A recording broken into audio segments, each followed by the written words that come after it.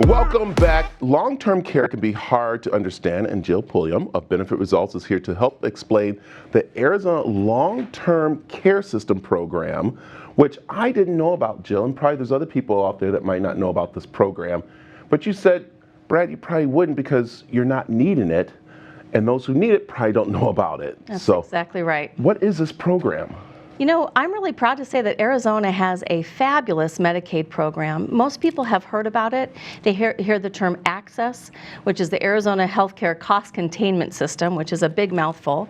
But basically, it's a managed care Medicaid, and there's a program specifically for people who need long-term care. The acronym is ALTCS. They call it ALTEX, or the Arizona Long-Term Care System. Oh. And do we pay into this already, or how does this get to us? Medicaid is funded through the federal government and through the state government. So this is something that you apply for and you are eligible for if you meet the criteria. Yeah. What is wonderful about this program in Arizona is that if it really supports being at the lowest level of care possible. So even though you need to be at a nursing home level of care to qualify, it will cover care in your home, in an assisted living, in a nursing home. It covers a lot of gamuts of levels of care for you. And the truth is most people can't afford that level of care, so they need some help. Yeah. So it's really our safety net here. So, and that's where Benefit Results comes in, because as we know that you go in helping people find the right Medicare, the right budget actually too, because we've talked before where people don't know what's going on, especially if they're dealing with an elderly family or even they're elderly themselves. Mm-hmm. And that's where, I mean, I've been seeing price for Medicare go up. I've seen, for nursing homes and stuff as we've been, researching and stuff like that. So this act, how do we apply for it, this program? Boy, that's a great question. So our Benefit Results is here to provide a roadmap, if you will, to these benefits. And that's usually the question. How the heck do we get on the benefit is really a question. There's an application process you have to go through.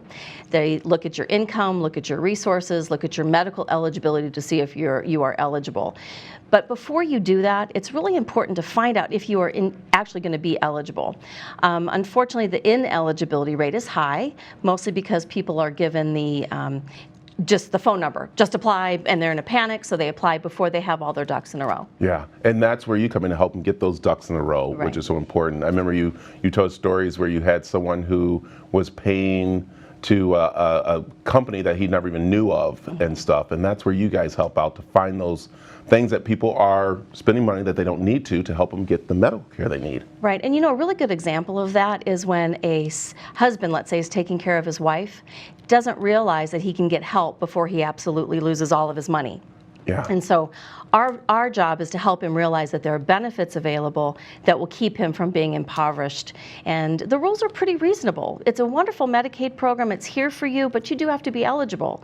So you have to look at your income and your assets and make sure that you fit the criteria in order to get on. But there's a lot of misunderstanding about the program, and we want to have people learn how to be eligible, not why they are ineligible. Right, and I think the big problem we have is it's not a lot of red tape. It's just so overwhelming when you get this whole stack of papers in the mail, or you have to go online and you're reading through all this different stuff. It can be overwhelming when some of the stuff is actually repeated on those forms. Mm-hmm. And that's where you guys come in to help them understand that a little more. Right. I tell people about a story of a lady who was applying for benefits for her husband.